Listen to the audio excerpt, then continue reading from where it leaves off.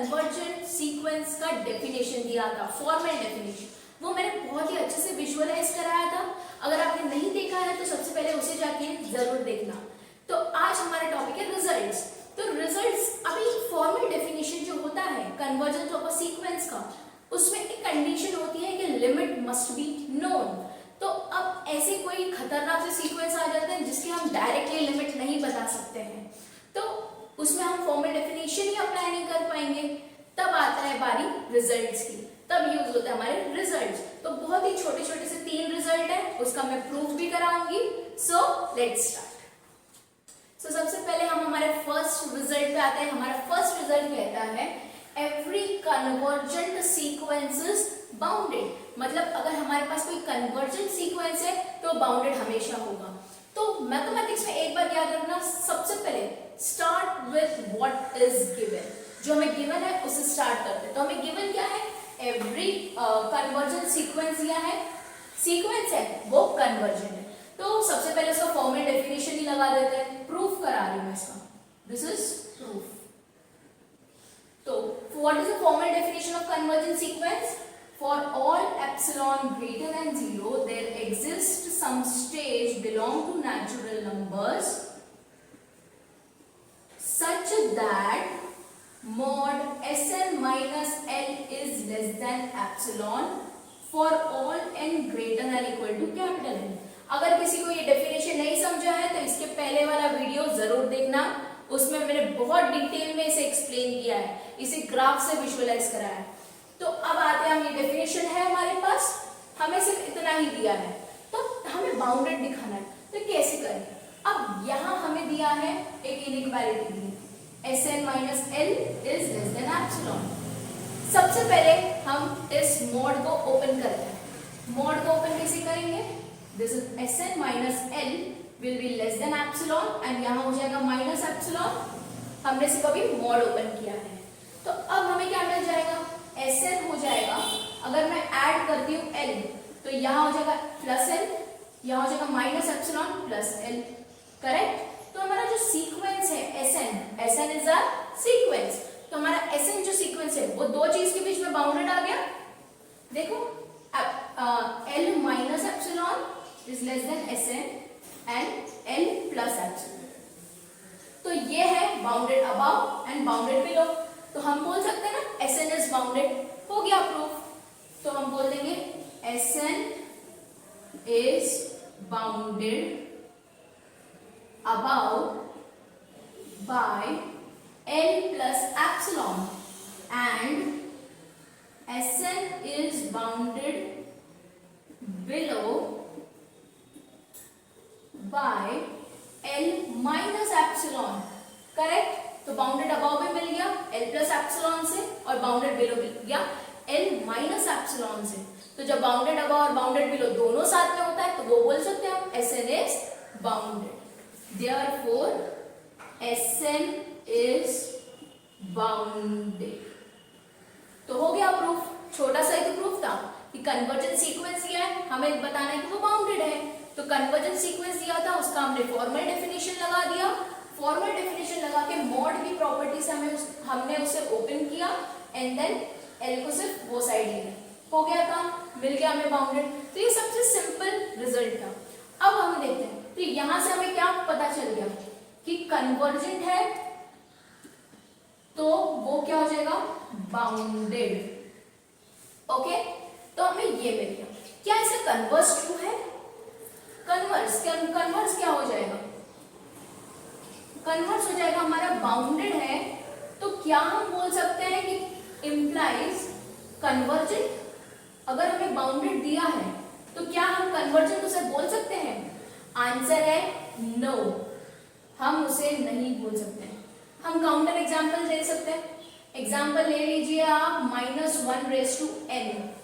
ये -1 raise to n है, ये बाउंडेड होगा। आप अगर देखो, अगर हमारा सीक्वेंस ये है Sn, तो ये वैल्यू क्या लेगा? सिर्फ 1 -1 1 -1 यस -1 1 -1 1। तो -1 और 1 ये दो ले सकता है बस। तो ये हमेशा ग्राफिकली देखें तो ये 1 है, ये -1 है, तो सीक्वेंस कैसे घूम रहा है, एक बार 1 पे -1 पे 1 पे -1 पे ऐसे ही घूम रहा है, मतलब वो 1 और -1 के तो बाहर नहीं जा रहा है, that means it is bounded but it is not convergent. तो इसका कन्वर्ज ट्रू नहीं है, हमारा रिजल्ट क्या बोलता है, कन्वर्जेंट दिया है तो वो बाउंडेड हम बता सकते हैं, बट अगर बाउंडेड दिया है तो जरूरी नहीं कि वो कन्वर्जेंट है। तो ये फर्स्ट प्रॉपर्टी। तो let's start with second property. हमारी सेकंड प्रॉपर्टी क्या बोलती है, limit of a sequence is unique. Okay, जहां भी हम कन्वर्ज कर रहे हैं वो लिमिट क्या होनी चाहिए, यूनिक होनी चाहिए। ऐसा नहीं होना चाहिए कुछ सीक्वेंस, कुछ पार्ट ऑफ सीक्वेंस मतलब कहीं और कन्वर्ज कर रहे हैं, कुछ पार्ट कहीं और कन्वर्ज कर रहे हैं। तो ये प्रॉपर्टी बोलती है लिमिट हमेशा यूनिक होनी चाहिए। तो भी यूनिक प्रूफ करना है हमें, प्रूफ देखते हैं। तो मैथमेटिक्स में हम एक चीज बोलते हैं जिसे बोलते हैं कॉन्ट्राडिक्शन। हम कोई कॉन्ट्राडिक्शन निकाल सकते हैं, वैसे भी प्रोसीड कर सकते हैं। अब जैसे यहाँ बोला है लिमिट यूनिक होनी चाहिए, हम बोलते हैं सपोज नहीं है लिमिट यूनिक। ओके, हम क्या बोल रहे हैं, लिमिट यूनिक नहीं है, मतलब there are two limits, let Sn has two limits। उसका नाम दे देते हैं suppose L1 and L2। Okay, दो लिमिट्स बोल दिया हमने जो अलग अलग है, अलग अलग नहीं बोला, सिर्फ बोला दो लिमिट्स है इसकी सीक्वेंस की। तो अब सपोज L1 को हम सबसे पहले ले लेते हैं, सपोज हमारी L1 यूनिट लिमिट है, तो उस पर हम फॉर्मल डेफिनेशन लगाते हैं।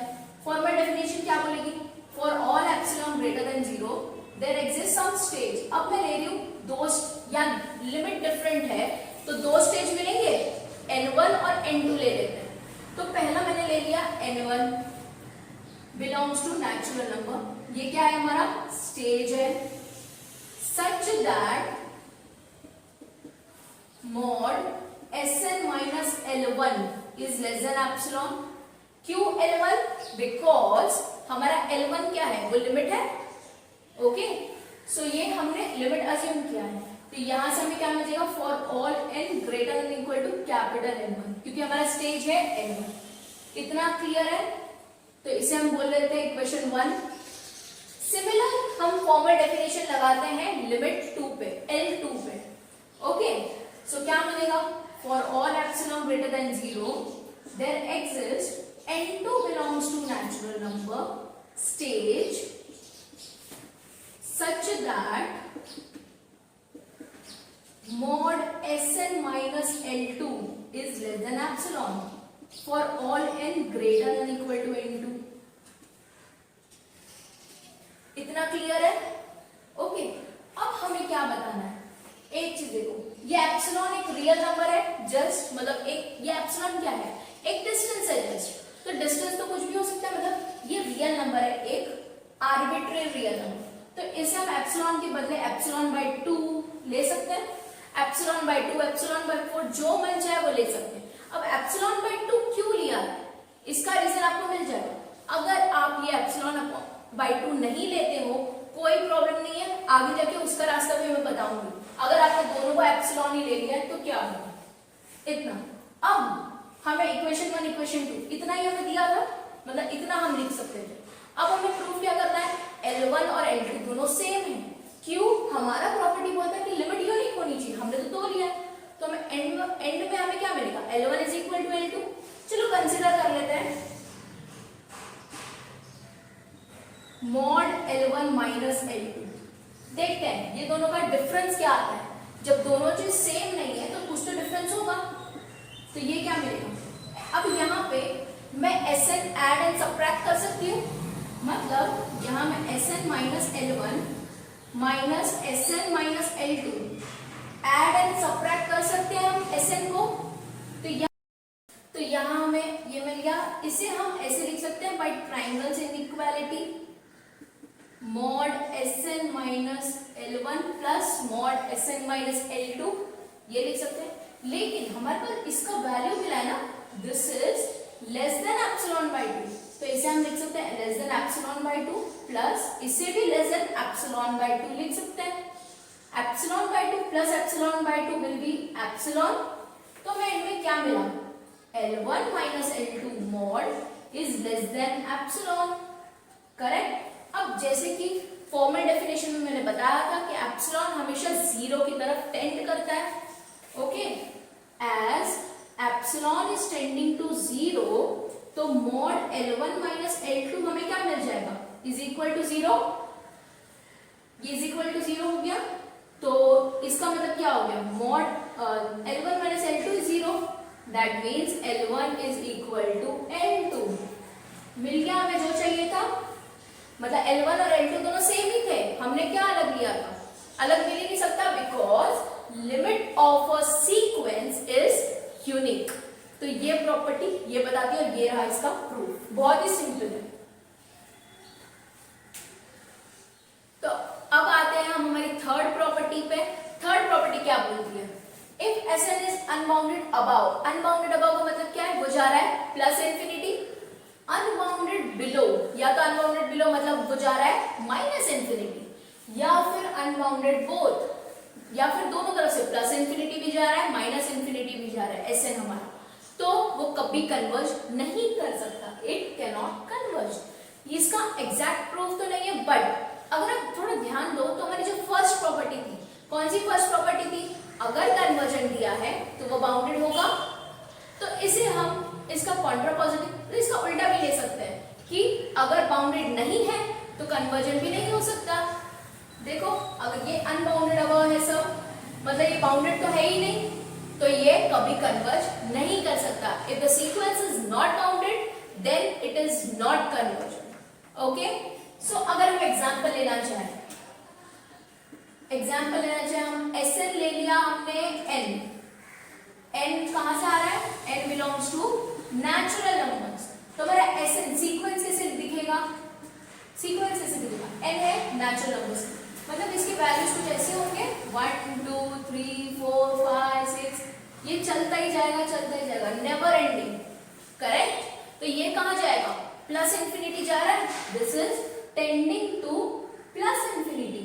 एंड जैसे कि मैंने बोला था कि लिमिट क्या होती है हमारी, रियल नंबर होती है, and plus infinity is not a real number, तो ये कभी कन्वर्ज करेगा ही नहीं. तो इसलिए ये कौन सा है, अनबाउंडेड अबाउ सीक्वेंस है, और ये कन्वर्ज नहीं करेगा. क्लियर. उसी तरह अगर हमें अनबाउंडेड बिलो लेना है तो हम ले सकते हैं एग्जाम्पल -n. ओके, तो ये कैसे दिखेगा, Sn इसका कैसे दिखेगा, -1 -2 -3 -4, ये चलते जाएगा. कहां जाएगा, माइनस इंफिनिटी. तो जब माइनस इंफिनिटी पे जा रहा है, minus infinity is not a real number, तो इट इज नॉट कन्वर्जन. उसी तरह अगर हम लेना चाहे एग्जाम्पल अनबाउंडेड बोथ का, तो ले सकते हैं -1n into n. ये प्लस इंफिनिटी भी जाएगा माइनस इंफिनिटी भी जाएगा, तो ये ऑसिलेटिंग सीक्वेंस जैसा कुछ बनेगा. आप इसे ट्राई कर सकते हो. तो ये भी कन्वर्ज नहीं करेगा. तो थर्ड प्रॉपर्टी सिर्फ इतना बोल रही है, अगर बाउंडेड नहीं है, अनबाउंडेड है, तो वो कभी कन्वर्ज नहीं कर सकता. तो this is all about. So this is all about results of some properties of a convergent sequences. Hope you guys like my video and understand this topic. This topic is very important for mathematics student, her mathematics student. तो अगर आपको कुछ suggestion देना है तो you can comment in comment box, give suggestions, and please like, share and subscribe my channel if you guys like my video and understand this topic. So thank you.